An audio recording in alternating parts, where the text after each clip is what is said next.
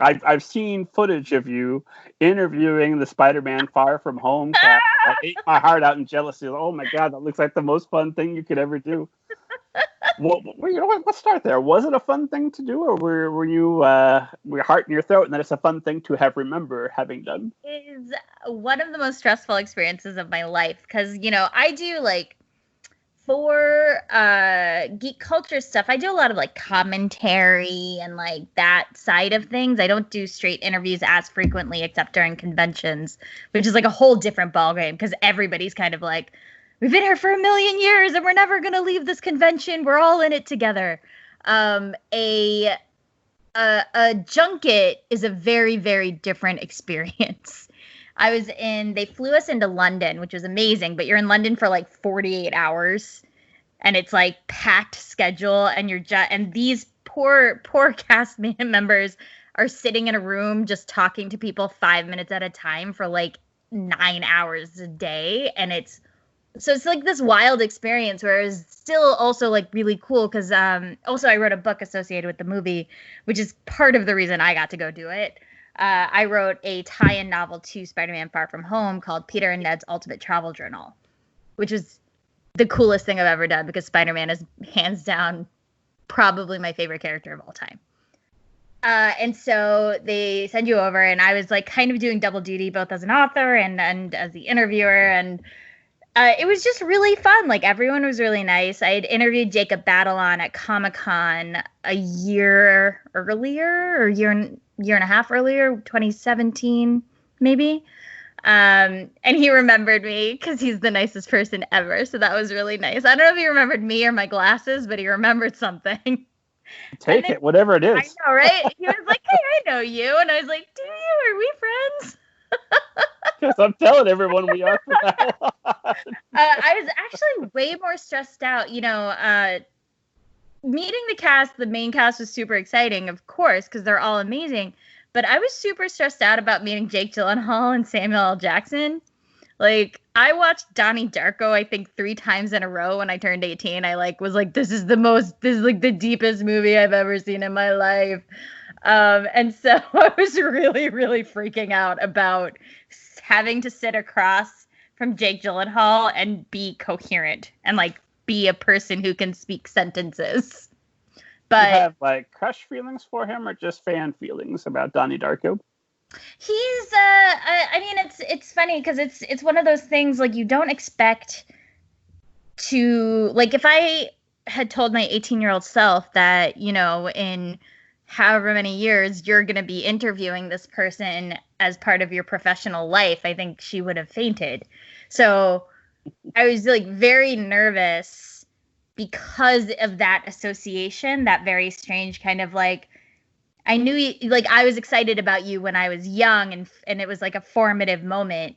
And that's hard to contend with sometimes as an adult in this space where you have to be able to like speak to people that you have all these like kind of feelings for in terms of your nostalgia and like part of who you are and how you became the person you are. Because, now as an adult, you watch Donnie Darko and you're like, there's a lot happening in that movie. a lot of choices were made narratively that you're, sure.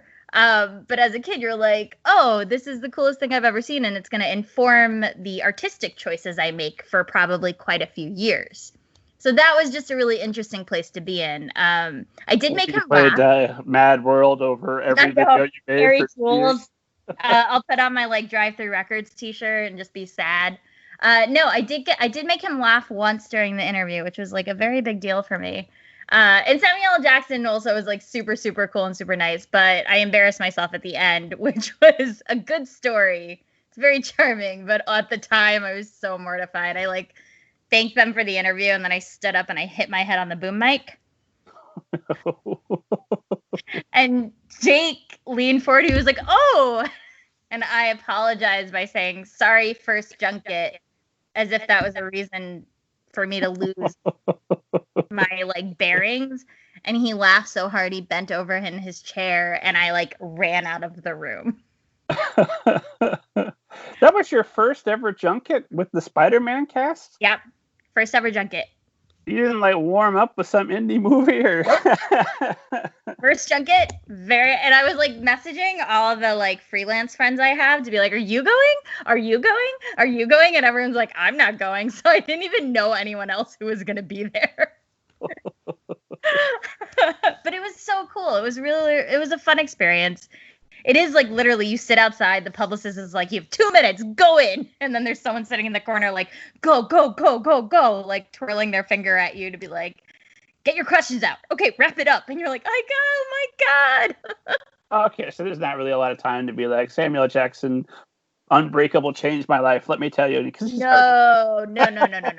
He knows. You literally, I think you had like 4 minutes with like all the teams. So you had like 4 minutes and then 4 minutes. And you're kind of like, when I walked in to Jake and Samuel Jackson, like, I mean, Jake, like we're friends. I know, right? When I walked in, Samuel Jackson was like, whoa, let me look at your tattoos. And I was like, what? And then the publicist was like, you got to ask your questions.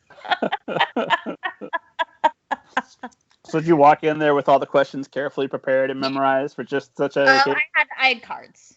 I had cards, which I was like, I was very thoughtful about it. I'm also like a nerd. So I was like, I got to do my homework. I got to have good questions. They've been doing this for hours. I don't want them to think I'm basic. Fair enough. And then, of course, you got to meet Spider-Man himself, which I assume because you've written the book to go with the movie, that Tom Holland must be your favorite Spider-Man, or would I be incorrect in that assumption?